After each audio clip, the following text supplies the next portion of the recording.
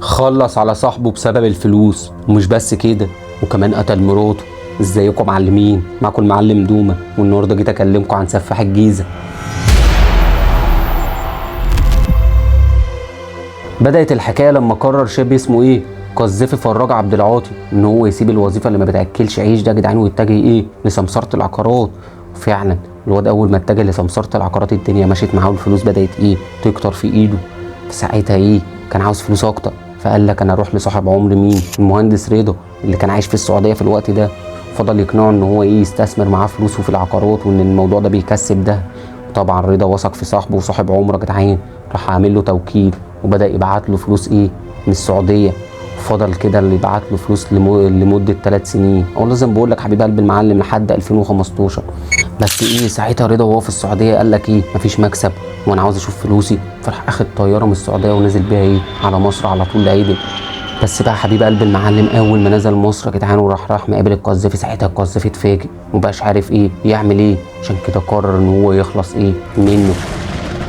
المهم القذافي قال لرضا تعالى ناكل طبقين كشري اعزمك عليهم، ونبدا نتكلم على فلوس في الشقه بتاعتك. ما هي كانت شقه باسم رضا، عشان خاطر مش هينفع نتكلم على فلوس برضو في الشارع يا جدعان والقهوه برضو. طبعا رضا ما كانش مدي اخوانا للقذافي، وقال لك ده صاحب عمري مش هيعمل حاجه. وطلعوا فعلا بداوا ياكلوا الكشري. بس اول ما اكل رضا الكشري يا جدعان بدا يحس بدوخه، وده عشان القذافي كان حاطط له فيه سم او مخدر حاجه زي كده. المهم اول ما القذافي شافه راح اخد الحديده اللي محضرها وبدا يضربه على دماغه لحد ما روح رضا طلعت اللي خالقها. المهم بعدها القذافي راح مقطعه يا جدعان وحطه في شنطه واخده على شقه تاني برضو كانت باسم رضا يا جدعان، بس دي ساعتها كان هو حافر فيها حفره عشان يدفنوا فيها. اشمعنى بقى اختار شقه تاني وما رضوش يدفنوا في الشقه دي؟ الواد قذافي كان ذكي، قال لك ممكن اي حد يشوفنا واحنا طالعين مع بعض، ولو بلغ الحكومه يا جدعان الحكومه ساعتها برضو مش وطلعت تفتش في الشقه مش هتوصل لاي حاجه. بس ساعتها مين بقى اللي بدا يقلق على ابنه؟ هم اهل رضا يا جدعان، وكانوا هم عارفين ساعتها ان ابنهم نازل من السعوديه لمصر وكان هيقابل القذافي. فراحوا القذافي يسالوه عن رضا، والقذافي قال لهم انا ما اعرفش عنه حاجه من ساعه ما قابلته في المطار، وهو قال لي ان هو مروح. الواد برضو عشان يبعد الشبهات من ناحيته راح باعت رساله من رقم غريب على اساس ان هو رضا على موبايل اخته، بيقول لها انه الحكومه اتقبضت عليه وهو مش عارف هو مكانه فين. بس اهل رضا ما جاش معاهم الكلام ده سكه يا جدعان، وراحوا معاه عاملين بلاغ في الحكومه. المهم بقى حبيب قلب المعلم، الواحد لما بيقتل يا جدعان اول مره يقتل في حياته بيحس بنشوه غريبه كده يا جدعان، ويبقى عاوز يقتل تاني. ومين اول حد القذافي واجهه في وشه؟ مراته فاطمه. والله زي ما بقول لك ساعتها فاطمه بدات تشوف في القذافي متغير وبقى معاه فلوس كتير والكلام ده كله، فبدات تعمل معاه مشاكل بسبب ان هو بيودي الفلوس بيجيب الفلوس دي منين، وكمان ان هو ممكن يتجوز حد عليها. القذافي ما كانش عاوز وجع دماغ يا جدعان، فراح وفي عركه من هم بيتعاركوا يا جدعان راح سقها على الحيطه، فدماغها اتخبطت وجابت دم. راح جاب حاجه يا جدعان وفضل يضرب فيها لحد ما ماتت. الواد برضه قلبه بقى جاحد مش يسكت على كده، لا راح جايب سكينه وبدا يقطعها يا جدعان. بعد ما قطعها راح شايلها في الفريزر. اشمعنى بقى؟ عشان خاطر تجمد والدم يجمد، عشان لما ينقلها في اي شنطه الدم ما ينزلش من الشنطه. وفعلا بعد ما جمدت يا جدعان راح حطها في شنطه راح باعها على الشقه اللي دافن فيها صاحبه، وراح دافنها جنب صاحبه. والواد برضه عشان خاطر عارف ان اهلها هتسال عليها راح هو مسبق وقال لاهلها ان هي اخدت منه فلوس وهربت. بس اهلها طبعا ما كانوش مصدقين ان بنتهم تعمل كده، راحوا عاملين بلاغ في القذافي. بس ساعتها الحكومه ما عرفتش توصل لاي حاجه.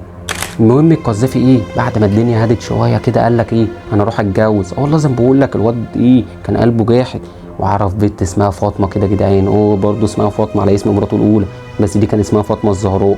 وفعلا راح عشان يتقدم لها، بس هو كان على علاقه باختها الصغيره نادين اللي كانت شغاله في مكتب عنده. والله زي ما بقول لك فساعتها نادين هددته ان هو لما بعتش عن اختها تروح تفضحه عند اهلها. الواد حس بغرور كده ان هو ازاي واحده تيجي شبه دي تهدده. فراح الواد لعب على انها بنت صغيره وكانت بتحب التمثيل، وفضل يقنعها انها ترجع لحلمها تاني. بس هم ما كانوش عارفين ازاي يقنعوا اهلها. فالواد راح مشغل دماغه، راح جايب واحد صاحبه صوره يا جدعان كده يكلم اهلها على اساس ان هو مخرج وعاوز نادين معاها في فيلم عالمي بره. والمهم الاهل بعد ضغط البت وانتوا عارفين زن العيال الصغيره يا جدعان راحوا موافقين ان بنتهم تسافر تمثل. بس طبعا البت طبعا ما سافرتش تمثل، لا قذافي اخدها نفس الشقه اللي خلص فيها على مراته وصاحبه ودفنها جنب منهم. المهم ايه، قذافي برضو قال لك عشان اهل البيت ما يفضلوش يسالوا عليها، فبدا ايه يبعت لهم جوابات يقول لهم انها كويسه، ومره رجليها اتكسرت، مره انها عزلت من الشقه. بس الاهل برضو كانوا عاوزين يسمعوا صوتها ويطمنوا عليها ومش عارفين يوصلوا له. رايحين للقذافي عشان يكلم مين؟ صاحبه المخرج يا جدعان. بس اول ما كلموا القذافي قال لهم ايه؟ ان هو ما يعرفش حاجه خالص عن صاحبه من ساعه ما سافر. هو لازم بقول لك حبيب قلب المعلم. ساعتها الاهل شكوا، قال لك لا في حاجه غلط، راحوا مقدمين بلاغ في القذافي. المهم القذافي ساعتها حس بقلق، قال لك في 3 بلاغات حوالين مني والعين هتبدا ايه تكتر عليا. فراح مستغل التوكيل اللي عملوا له رضا وبايع ايه، وراح بايع كل املاكه. هو لازم بقول لك، بس اول ما باع كل املاكه مين اللي عرف؟ المحامي بتاع رضا عرف ان القذافي باع كل املاك ايه رضا. راح مقدم بلاغ بسرعه ايه للحكومه. بس القذافي كان اسرع منه وكان عامل حسابه وكان مزور بطاقه على اساس ان هو مين؟ هو المهندس رضا. تخيل كده يا جدعان، تبقى قاتل صاحبك واخد فلوسه وتزور بطاقه على اساس ان انت ايه هو. راح خد بعضه ونزل ايه على اسكندريه وعاش هناك على اساس ان هو ايه المهندس رضا، مهندس ايه الكترونيات وتكنولوجيا. وبعد فتره من قعده في اسكندريه يا جدعان اتعرف على ياسمين. بنت كده كانت زونططه كده هي وخطيبها، واتفق هو وخطيبها ان هم ايه يسرقوا الشقه بتاعت ياسمين. وفعلا قدروا ايه يسرقوا الشقه كده عن ايه ويبيعوها، يسرقوها منها كده ويبيعوها. مين اللي ما جاش معاها الكلام؟ سكه ياسمين، وراحت للقذافي عشان تهدده. المهم القذافي زي ما انا قلت لكم بيحس بغرور وما ينفعش حد يهدده. فقال لها ايه؟ قال لها خلاص تعالي خدي بفلوسك ايه بضاعه من المخزن بتاعي في العصافره. قال لها انا عندي مخزن في العصافره بتاع الكترونيات واجهزه كهربائيه، تعالي خدي ايه بفلوسك اجهزه. المهم البت كانت طيبه ايه وراحت مصدقه، راحت رايحه له المخزن بتاع العصافره. بس اول ما دخلت المخزن يا جدعان القذافي راح مخلص عليها. والله زي ما بقول لك كان حفر حفره في المخزن ده يا جدعان دفنها ايه فيها. وطبعا اهل ياسمين يا جدعان بداوا يعملوا محضر، بس ما حدش كان طبعا شاكك ايه في المهندس رضا اللي هو القذافي. المهم بعديها الواد ايه قال لك انا كان من نص ديني. لازم بقول لك الواد كان قلبه ايه جاحد، ما كانش في حاجه في دماغه خالص غير الجواز. راح متعرف على واحده اسمها ايه نهى، ونهى دي كانت شغاله دكتوره صيدلانيه واهلها ايه بتوع دهب وكلام من ده. فعلا حبيته واتجوزوا، بس الجوازه ما طولتش، قعدت 3 شهور بس. لازم بقول لك ونهى طلبت الطلاق. ساعتها القذافي قال لك انا ازاي ايه اطلع من المولد بلا حمص. راح متفق هو وشويه ناس وراحوا سارقين ايه الدهب بتاع ابوها. الواد القذافي بعد ما سرق الدهب راح مغير ايه بطاقته تاني. لازم بقول لك خلى نفسه اسمه محمد مصطفى وباع ايه شقته وراح قعد في شقه تانيه. المهم بعد فتره الواد اتعرف على واحده تاني اسمها ايه اسمها مي. الواد متعرفش الحريم كانت عامله له ايه، مي دي كانت بنت ناس، فايه كان عاوز يبين لهم ان هو معاه فلوس بقى والكلام من ده كله. راح عامل اغبى حركه ممكن حد يعملها، اخد الدهب ان هو سرقه وراح باعه ايه في الصاغه. ساعتها انتوا عارفين الحكومه بتبلغ ايه بتوع الصاغه بالمسروقات اللي بتبقى مسروقه. الراجل اول ما شاف المسروقات دي يا جدعان راح متصل بالحكومه على طول ايه مبلغهم. فالحكومه ساعتها جت قبضت على ايه على محمد مصطفى. بس طبعا هم ايه كانوا عارفين ان هو اسمه رضا. والله زي ما بقول لك ومزور بتوعه على اساس ان هو ايه محمد مصطفى. ما يعرفوش ساعتها ان هو ايه يا جدعان اصلا اسمه القذافي وكان مزور بتوعه ان هو رضا.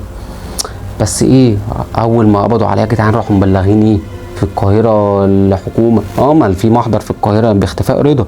فاول ما اهل رضا عرفوا ان هو اتقبض عليه في اسكندريه راحوا نازلين بسرعه على اسكندريه يشوفوا ابنهم. بس كانت هنا المفاجاه بقى، اول ما شافوه لقوا مين؟ لقوا صاحبه القذافي.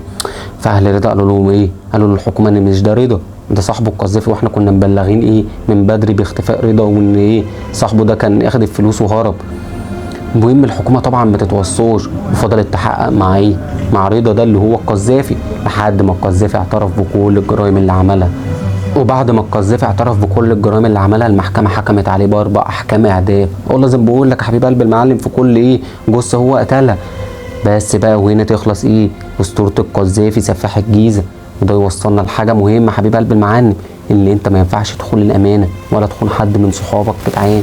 مهما كنت فاكر نفسك ذكي في اللاسكه منك. بس بقى ما تنسوش تعملوا لنا لايك وشير وسبسكرايب، تكتبوا لنا في الكومنتات لو عايزين تسمعوا عن حد تاني. يلا السلام عليكم.